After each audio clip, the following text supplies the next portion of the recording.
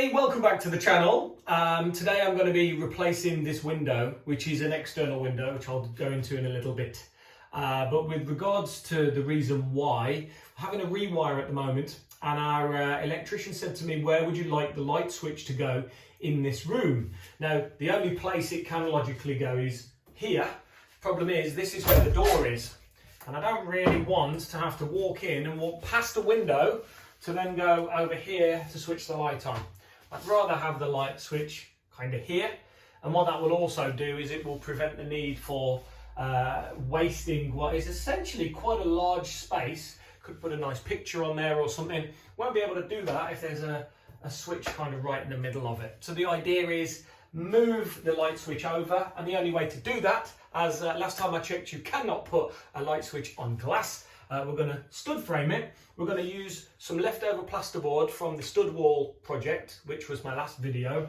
And then the other side, I'm going to use some really nice pink slat wall that we've used in this room already, which is from Walls and Floors. So lots going on, and let's document it.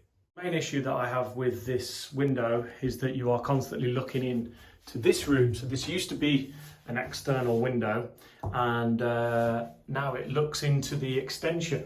So I figured while we're having the rewire done, we might as well make a bit more mess, get the frame and the glass out, and then we'll make a stud wall, and that'll just make this room an independent room, and eventually you will never realize there was ever a window there. So just to show you, when we come out of this room and go in here, that's basically what we've got to play with today. I have a separate job of boxing in pipes and things. That's what we're doing today. So this was a very simple job, just a case of taking a chisel and a hammer, my pink hammer, we must use the pink hammer, and just basically prised up this bezel, I think that's the name for it. It's part of the frame that holds the glass in place. Now this is a wooden window, it's a very old window. I think it's original from when the house was first built, so it's about 80 years old. No plastic back in those days, and yeah, just a case of taking my time, very gently tapping it, not too hard. Don't want to risk breaking the glass because I do want to take it out in one piece, which you'll see in a sec, and just work your way around. Takes about 10 minutes, starting at the bottom, then the sides, and I did the top at the end. I did think it might fall out, but turns out the gloss paint actually was holding it in place as well. So I also used a Stanley blade just to loosen the paint off. This is it with the bezel removed. So it was now ready for us to push the glass out. So cue some very fast footage and some heavy metal music, and let's show you how that went down.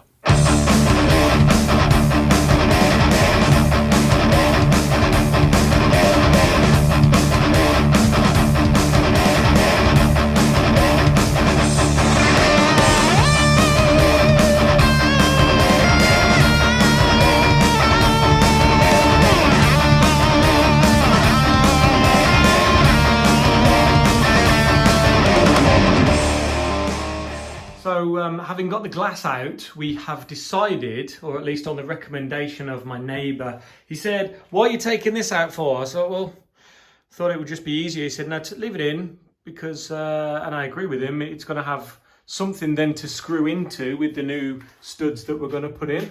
So the thought is, we've tried different pieces of wood. We've tried pallet wood, we've tried some little thin pieces, and some 3x2 as well. And I think the best thing is, if I can get rid of this lip here, cut into that with my trusty multi-tool, then I should be able to have a nice flat surface to then build the frame off. Because what I need to make sure is that when the wood is on here, there's a 12mm gap that's just enough. If I show you with this mock-up piece of plasterboard, we need the plasterboard to be level there like this. We don't want it back here, we don't want it out here, it's got to be level like that. So the best way of doing that is to get rid of this. Which is actually quite an easy job when you've got the right tools, which I have, luckily. So away we go. So again, just using the multi-tool, as I say, just keeping it nice and flat. I just work my way around all the way. I did end up changing out for a brand new blade. Don't use a blunt blade for this. You know, need a nice new one if you've got one. And just work my way along, eventually cutting it all nice and flush with the lower part of the frame there. And here we go. This is what it looked like once we'd managed to get all of that out. We've got a nice beam across the top, and we've got a nice beam across the bottom.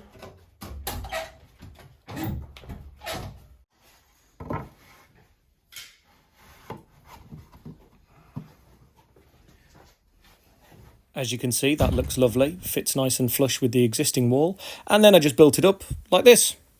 Okay, so stud frame is in all the way round. We've also put just some wood at the back, which was just offcuts, and that will help to reduce the amount of filler we put when there's a slight gap between. Using the trusty laser level, squared off towards the middle. Now we know where to put the screws when we put the plasterboard on, so that's the next stage. Plasterboard's going on, and then we're ready to paste the jointing compound. So using a standard and quite cheap laser level from Amazon, I think these are 20 or 30 quid, so well worth the investment. Just used that to work out where the studs were that we just put behind it, and very simply worked our way along every 4 to 6 inches, I think it was, all the way around the frame. And here's what it looked like from inside the utility space. So the electricians they have finished the full house rewire this week that we've had for 10 days ongoing. They've put in 2 isolation switches on my frame, which have been used to just control the washer and dryer underneath the worktop. So the next job is I'm going to use some of this insulation foam. This is rock wool insulation. It's about £60 for 6 large pieces. These are some offcuts, and I have quite a few left from another project, which I'll show you shortly. So I'm just going to pack those in first, and then we can start putting plasterboard on there. So rock wall insulation is acoustic. It's not to change the temperature between the 2 rooms, which is the same, of course, but it just means the sound won't travel through. So we plasterboard over the top of this and then cover it with some of the slat wall. Let's show you how. So we've used this pink slat wall previously from Walls and Floors, and I think it looks really, really nice. I did colour match some paint to the exact colour Pantone of the slat wall. So we're going to reuse that in this space now. So the first job I'm going to do, so that I can trace up the markings of where everything is I'm just putting some tape down. I'll copy those lines, and then as where the laser is where the first panel will end from the wall there. That's what we're going to do next. So having transferred the lines onto the slat wall, all I had to do was then just simply cut out the shapes for the sockets. So I did have to remove the isolation switches and obviously disconnect the power, very important, and then pull the wires through, and then I could reconnect the switches on after. This was stuck onto the plasterboard, by the way, just with some No More nails, which I got from B&M. It's £3.99 in B&M, and it's about £8 in everywhere else. So pick yours up from a shop like that if you want to save some cash. And then I just used a hammer with a tea towel in this case, just to pop the corners to make sure that they were flush against the plasterboard. Gave it a little push all the way over. And I was really chuffed that that stuck really, really well, and there was no need for any nails to appear through that felt on the back. Once the slat wall was attached, all I had to do was reconnect the sockets. Now bear in mind that the slat wall will push the socket further away from where it used to be, and there's plasterboard as well, which is 12.5mm behind here as well. So I just bought a cheap bag of extension screws. These were about 7 or 8 centimeters long, a lot longer than the standard ones, and it just meant that I could grip all the way through to the back. It doesn't matter too much, by the way, if your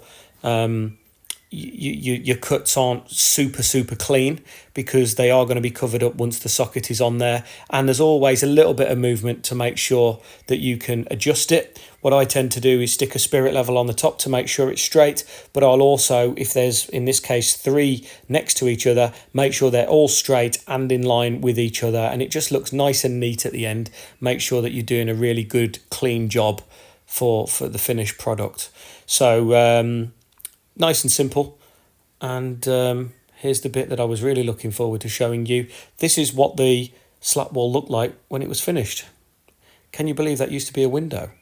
So with a little bit of personalisation, some plants and lamps and signs and stuff, that's the finished, well, I was going to say window. It's not a window anymore. That is the finished wall above the utility space, and I think it looks lovely. So the other side will need to be plastered, but for now we've now got a room that matches, as you can see. That all matches there. So it goes with what we already had in this room that I did recently.